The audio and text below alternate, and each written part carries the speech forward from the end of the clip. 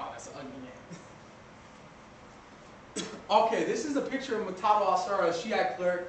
Here he's preaching at one of his radical mosques, anti-American news about the occupation. He's not a serious threat anymore due to the surge and also signing peace treaties with the Iraqi government and with the U.S. occupational forces. So he's still a man of power and he's still a man of death. In my eyes, I think he'll always be an enemy of the United States. Iraq today. Iraq today is definitely more safe due to the surge in '07, but it's not perfect. There are still people dying. There are still U.S. forces dying.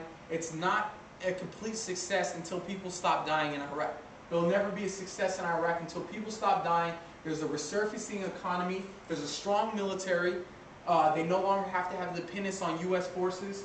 So I believe that Iraq today is not at its full potential. Out of 1 out of 10, General Daniel on 60 Minutes gave Iraq about a 6. So obviously it's not to its full potential today. There's still Al-Qaeda in Iraq. There's still Sunni jihadists. They're mainly the main threat to Iraq today. They're killing a lot of Shias. They're trying to incite another civil war due to the U.S. forces leaving in 2011 out of Iraqi cities. So they're trying to incite violence and keep the war going. U.S. troops are drawing down from Iraq cities and supposed to be completely out of the country by 2011. Well, not out of the country, but they'll definitely be out of Iraq cities. That's at least what they signed with al-Maliki, who is the prime minister of Iraq. They signed this treaty with him. So we don't know yet, and it's still 2 years from now, but we're hoping that violence will cool down, and we're hoping that Iraqi people will be safe and secure. The Iraqi security forces are exceeding 100,000 forces, supposed to grow double in the next 5 years.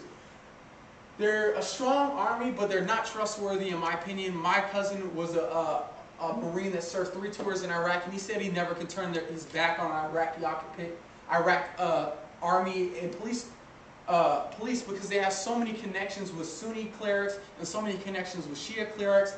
They're mostly going for what they believe in, and they want to go for what they believe in. I don't think most of them believe in a peaceful Iraqi society.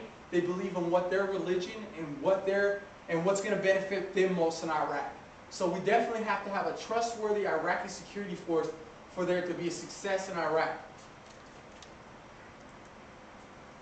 Here is a picture of early '04, due to the invasion of Fallujah by American forces, where up to 15,000 Marines invaded Fallujah, the main epicenter of Al-Qaeda, where they're creating car bombs, where they were getting recruitment for suicide bombers.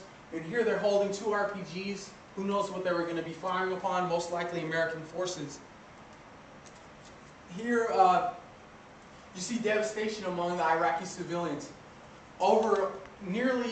By 2005 to now, 87,000 plus Iraqi civilians have died in the conflict in Iraq. Total could be up to anywhere from 110 to 120,000. The exact number isn't known since they just started recording in 2005. But this family right here is crying due to a U.S. break-in, charging the father with insurgency ties.